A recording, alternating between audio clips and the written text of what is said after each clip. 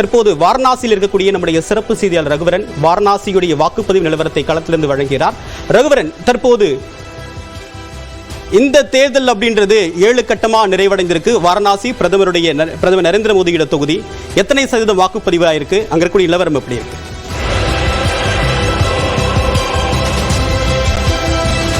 Devapriyan, news 8 Tamil Nadu கடந்த 2.5 மாதங்களுக்கு மேலாக நாட்டின் ஜனநாயக திருவிழா தொடர்பான செய்திகளை தொடர்ந்து வழங்கிக் கொண்டே இருக்கிறது. பல்வேறு மாநிலங்களுக்கு சென்று நியூஸ் 8 தமிழ்நாடு கள நிலவரத்தை நாம் பதிவு செய்திருந்தோம். குறிப்பாக பார்த்தீங்கன்னா வயநாடுக்கு சென்றிருந்தோம், கர்நாடகாவுக்கு சென்றிருந்தோம். தற்போது பார்த்தீங்கன்னா வாரணாசி பிரதமர் தொகுதியில் தற்போது இருக்கிறோம்.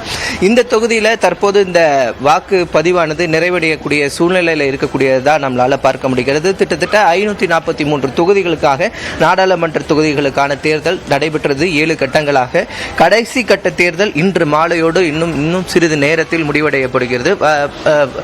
வாக்குப்பதிவு செய்வதற்காக இன்னும் இந்த வயதானவர்கள்லாம் வந்திருக்கிறத பார்க்க முடிகிறது. ஏன்னா வாரணாசி தொகுதியில் அதிகப்படியான வெயில் இருப்பதன் காரணமாக மக்கள் கூட்டம் கொஞ்சம் காலையில் அதிகமாக இருந்தது. அந்த நிலையில் மாலை தற்போது அதிகமாக இருந்த நிலையில் இன்னும் சிறிது நேரத்தில் இந்த வாக்குப்பதிவானது முடிவடைய போகிறது. குறிப்பாக பார்த்தீங்கன்னா நரேந்திர மோடி அவர்கள் பாரதத்தின் பிரதமர் இந்த தொகுதியில் 3வது முறையாக போட்டியிடுகிறார். அது அவருடைய பெயரெல்லாம் ஒட்டப்பட்டிருக்கக்கூடிய காட்சிகளை தான் நம்ம தற்போது ஒளிப்பதிவாளர் விவேக் காட்டிக் கொண்டிருக்கிறார். குறிப்பாக பாத்தீங்கன்னா இந்த பிரச்சாரத்தில் முன்வைக்கப்பட்டது பாரதிய ஜனதா கட்சியின் சார்பாக பாத்தீங்கன்னா வளர்ச்சியை முன்வைத்து இங்கே பிரச்சாரம் மேற்கொள்ளப்பட்டது. ஏராளமான 13,000 கோடி அளவிலான வளர்ச்சி பணிகளை நாங்கள் செஞ்சிருக்கோம் அப்படின்னு சொல்லிட்டு அந்த பிரச்சாரம் முன்வைக்கப்பட்ட நிலையில எந்த வளர்ச்சியும் இல்லை அப்படின்னு சொல்லிட்டு ஆப்போசிட்ல கூட்டணிகள் சார்பாக பேசப்பட்டது. பல்வேறு பிரச்சனைகள் இந்த தலைவர்கள் மத்தியில் பேசப்பட்டது. கடந்த 2.5 மாதங்களாக ரோட் ஷோ செய்யப்பட்டது, பல பிரச்சாரங்கள், மேடை பிரச்சாரங்கள் செய்யப்பட்டது. நாடு தழுவிய அளவில் நிறைய பிரச்சனைகள் விவாதிக்கப்பட்ட நிலையில் இந்த 18வது மக்களவை தேர்தலுக்கான இந்த தேர்தலானது இன்றோடு இந்த தேர்தல் திருவிழா முடிவடைய இருக்கிறது. அடுத்த கட்டம் முடிவு வந்து ஜூன் 4ஆம் தேதி இந்த முடிவானது வெளியேற இருக்கக்கூடிய நிலையில் வாரணாசி தொகுதியை பொறுத்த வரைக்கும் பார்த்தீங்கன்னா ஒரு பதற்றமான சூழ்நிலை இருந்தது.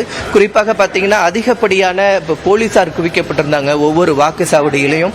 குறிப்பாக பார்த்தீங்கன்னா நம்ம தமிழ்நாடுகளில் பார்த்தீங்கன்னா 2 பேர் போலீசார் ஒரு இடத்துல இருக்கிறதே நம்ம பெருசா வியப்பா பார்க்கக்கூடிய சூழ்நிலையில இங்க ஒவ்வொரு வாக்குச்சாவடியிலையும் 20-30க்கும் மேற்பட்ட போலீசார் வந்து பாதுகாப்பு பணியில் ஈடுபட்டு இருந்தாங்க. அது மட்டும் இல்லாமல் உத்தரப்பிரதேசத்தினுடைய கமாண்டோ படையினர் மற்றும் இந்த மத்திய கமாண்டோ படையினரும் இங்கே பாதுகாப்பு பணியில் இருந்ததை பார்க்க முடிகிறது.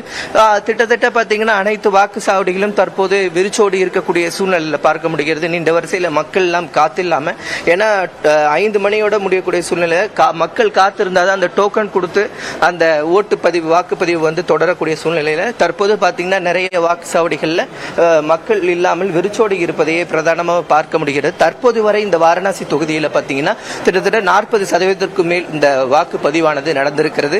ஏராளமான வசதிகள் செஞ்சு கொடுத்திருந்தாங்க. இந்த நாடாளுமன்ற தேர்தலை பொறுத்த வரைக்கும் பாத்தீங்கன்னா அதிகப்படியான வெயில், நாடு முழுவதுமே அதிகப்படியான வெயில் இருந்தது. அதனால மக்களுக்காக சிறப்பு ஏற்பாடுகளை செய்து தரணும் அப்படின்னு சொல்லிட்டு எலெக்ஷன் போர்டு சொல்லியிருந்த நிலையில பாத்தீங்கன்னா சாமியான பந்தல் அமைக்கப்பட்டிருந்தது. எங்க பார்த்தாலும் குளிர்ந்த நீர் வைக்க வேணும் அப்படின்னு சொல்லிட்டு இருந்தாங்க. மருத்துவ குழுக்கள் வைக்க வேண்டும் அப்படின்னு சொல்லியிருந்தாங்க. அதுக்கான ஏற்பாடுகள் அனைத்தையுமே எலெக்ஷன் கமிஷன் சார்பாக செய்யப்பட்டது. கிட்டத்தட்ட பாத்தீங்கன்னா இந்த தேர்தலில் மட்டும் பாத்தீங்கன்னா 55 லட்சம் இவிஎம் மிஷின்கள் பயன்படுத்தப்பட்டிருக்கு. உலகிலேயே மிக அளவு இவிஎம் மிஷின்கள், வாக்குப்பதிவு எந்திரங்கள் பயன்படுத்தப்பட்டிருக்குது. இதுல தான் அதிகப்படியான மக்கள் பணியாளர்களும் இந்த பணியில தான் ஈடுபட்டிருக்கிறதையும் நம்ம பார்க்க முடிகிறது. தேவப்பிரியன், நம்ம இப்ப பார்க்கலாம் இன்னும் சிறிது நேரத்திலேயே நம்ம வாரணாசி தொகுதியில் இருக்கக்கூடிய ஒரு வாக்குப்பதிவு மையத்துக்குள்ளதான் இருக்கும்.